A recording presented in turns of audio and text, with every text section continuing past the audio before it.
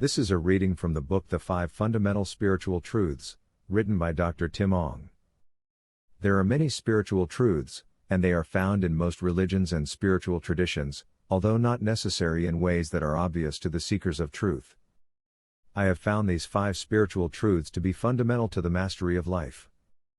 Know these 5 fundamental spiritual truths well, and internalize them into your life, and you will be able to find peace, happiness, good health and abundance.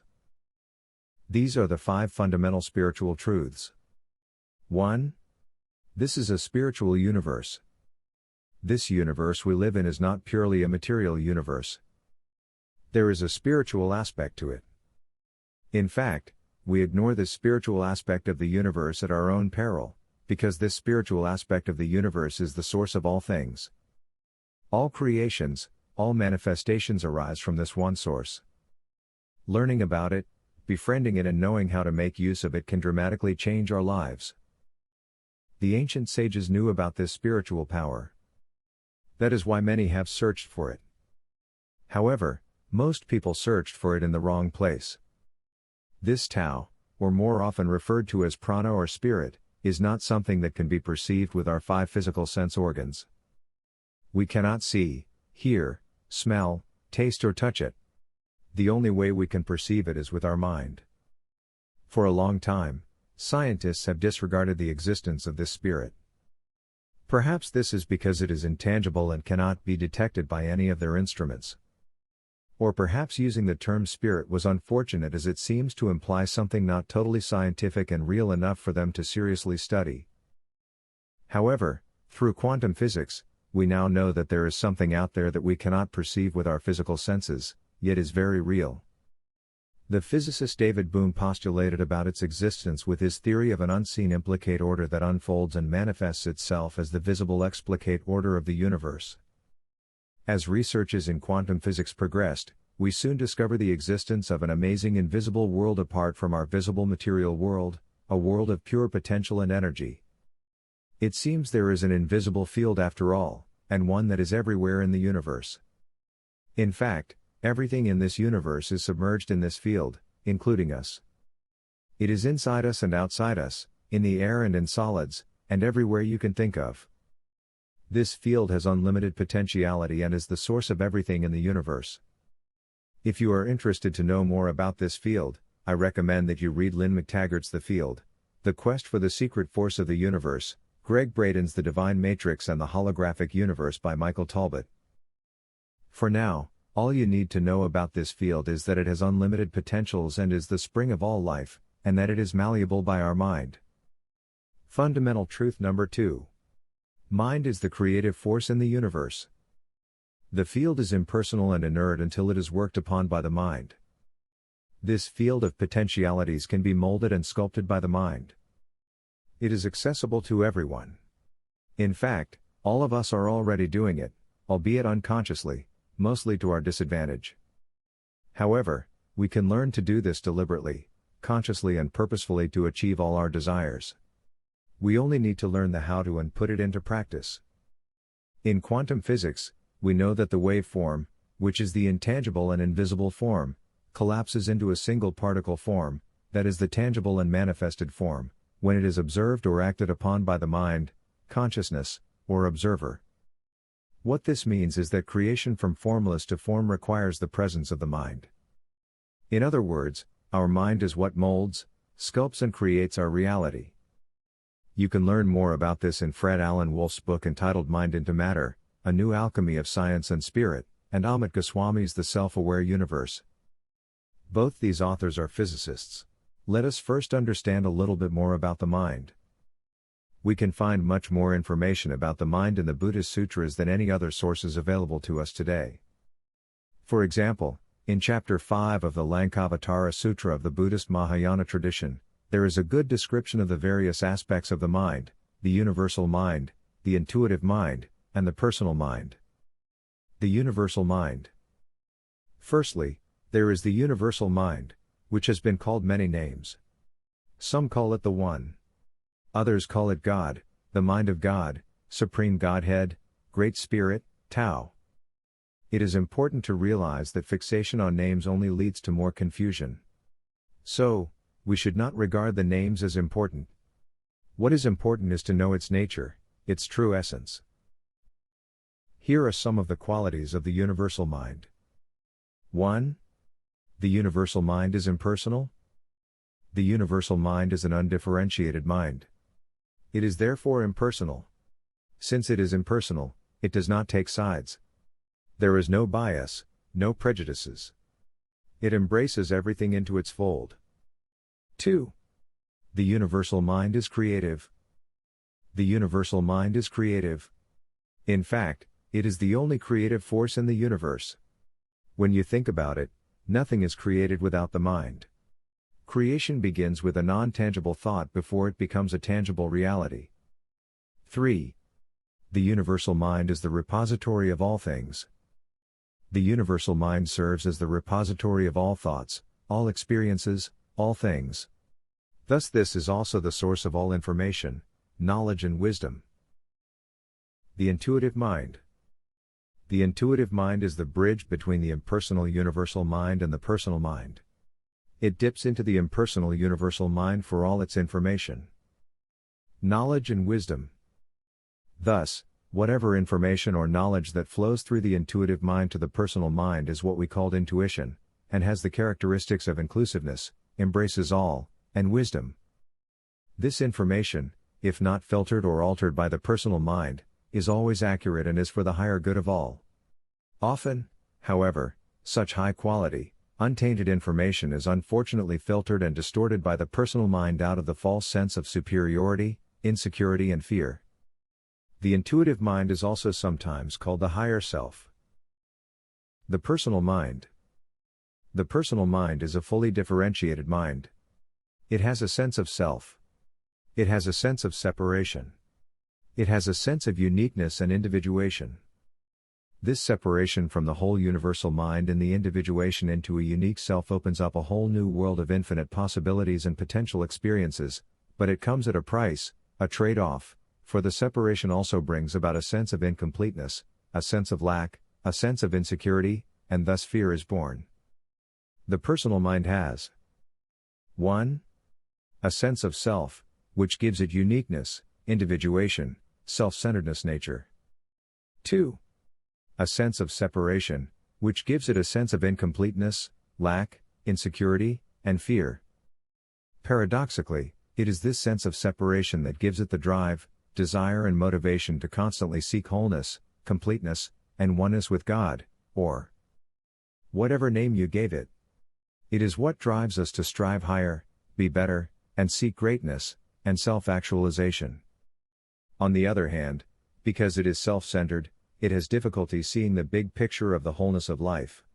It also has a false sense of vulnerability and therefore the need for self-preservation. In the Western tradition, we often refer to the mind in terms of the conscious mind, subconscious mind and the unconscious mind. This way of looking at the mind is describing the mind according to the level or degree of awareness of the mental processes going on in our mind. Thus, our everyday thinking mind which we are aware of is the conscious mind, while those thinking processes that are under our conscious awareness is grouped under the unconscious mind. The subconscious mind refers to an area of the mind that is just marginally below our conscious awareness but that we can consciously become aware of with some concentration and effort. 3. You are the center of your universe. This third spiritual truth has been misinterpreted and distorted before.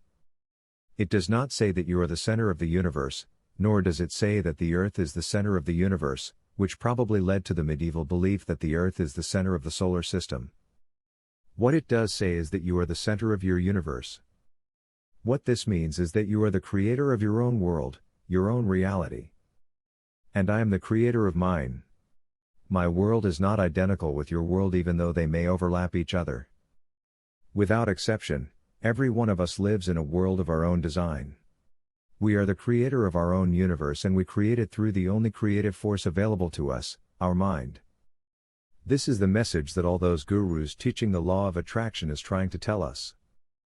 Basically, the law of attraction says that like begets like. Thus, when you think of positive things, you tend to draw or attract positive experiences, people and events into your life. The same is true if you focus on negative thoughts. In this case, you will tend to attract negative experiences, people and events into your world. Because of this simplistic explanation on the law of attraction, most people think that if they want something bad enough, they should be able to manifest it. Then, they get terribly disappointed when they do not, and they say that the law of attraction does not work. The truth is that you attract what you predominantly are, not what you want.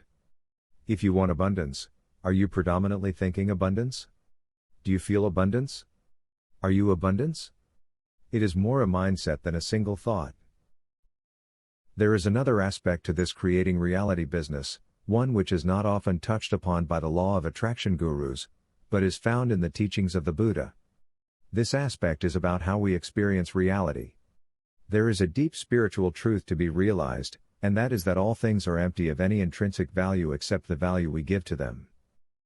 For example, you and I may find a piece of diamond to be of great value, and we may therefore invest a lot of energy into acquiring or owning it, but a diamond given to an obscure aborigine in the deep jungle of Amazon may simply be thrown away, because he does not see the value or utility of the same piece of diamond.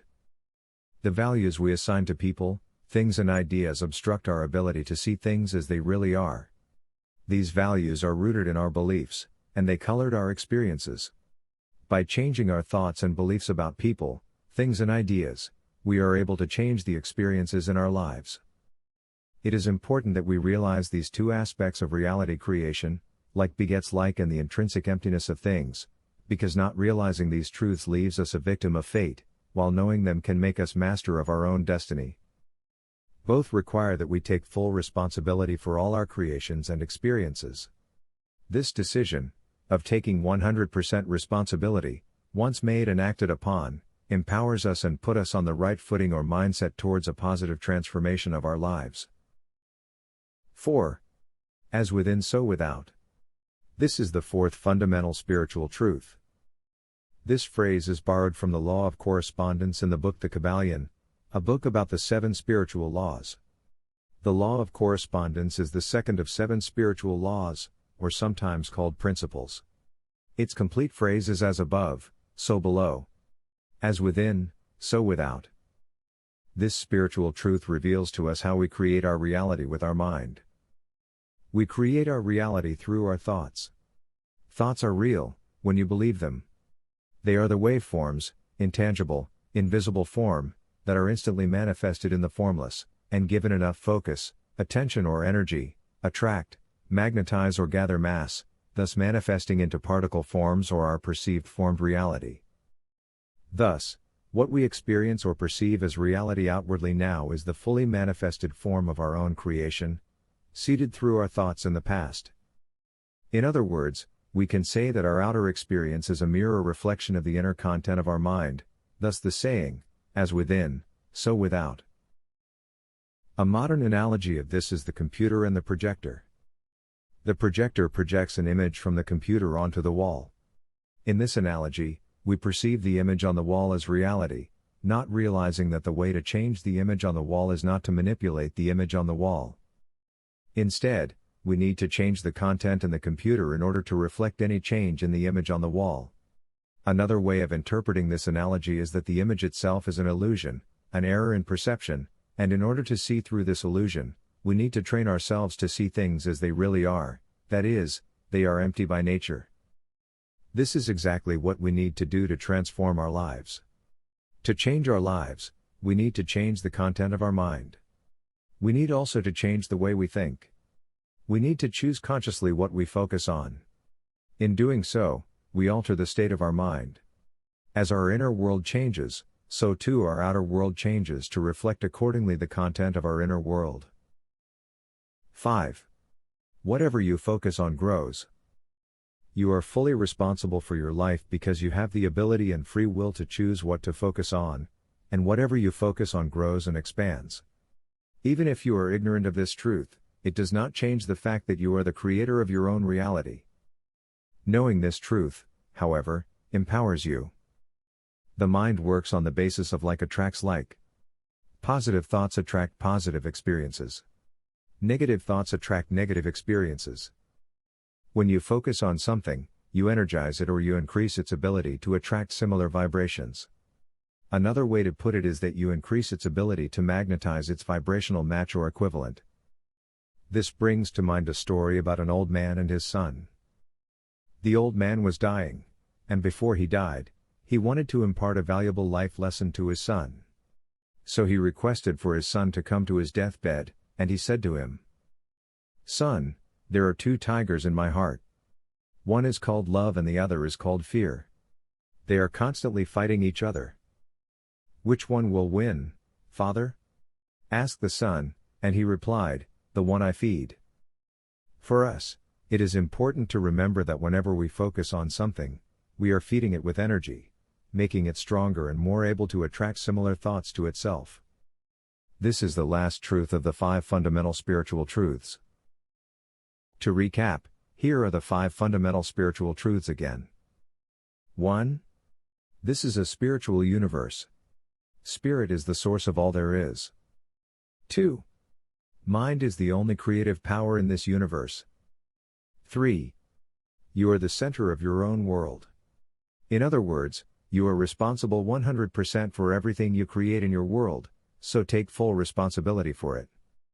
4. As within, so without. Whatever is in your inner world is reflected onto your outer world. So clean up your inner world, and your outer world will become clean too. 5. Whatever you focused on grows. This is a powerful truth. It shows you how paying attention on the right thoughts can cause them to bloom into beautiful reality in your world.